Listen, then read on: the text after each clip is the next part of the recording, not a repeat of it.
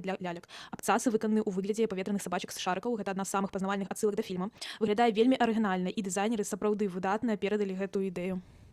Асобнай увагі таксама заслугоўваюць рукі гэтай лялькі. У яе ўсяго 4 пальцы, як і ў клоуна з фільма, а ногці акуратна пафарбаваныя ў ружовы колер.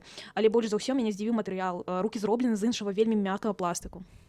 Ну і вядома звярнуць увагу на прычоску. У версіі ёсць характэрны хахалок, які тарчыць уверх. Гэта адна з самых пазнавальных рыс шорці. Ён замацаваны гумкай у выглядзе папкорну. Яшчэ адна цікавая адсылка да фільма, хоць прызнаюся, мне гэтая гумка больш нагадвае зубы.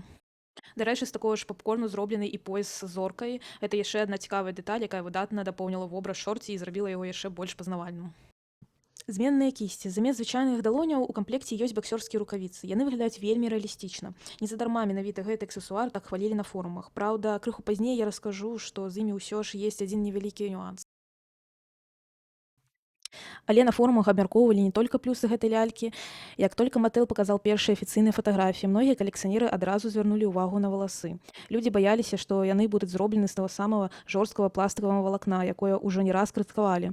І шчыра кажучы, для лялькі, якая каштуе больш за $70, хочацца бачыць валасы з матэрыялу значна лепшай якасці.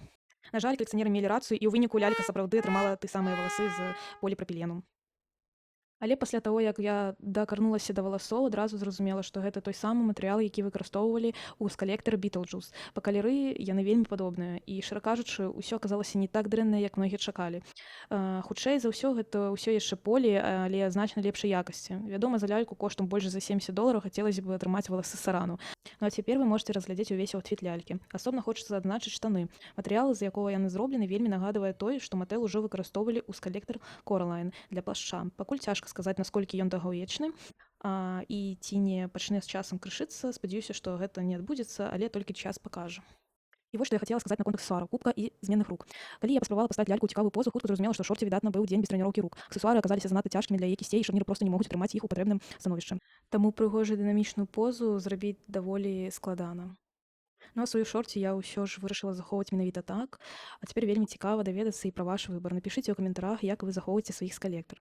Дзякуй вялікі, што паглядзелі гэтае відэа. Да новых сустрэч!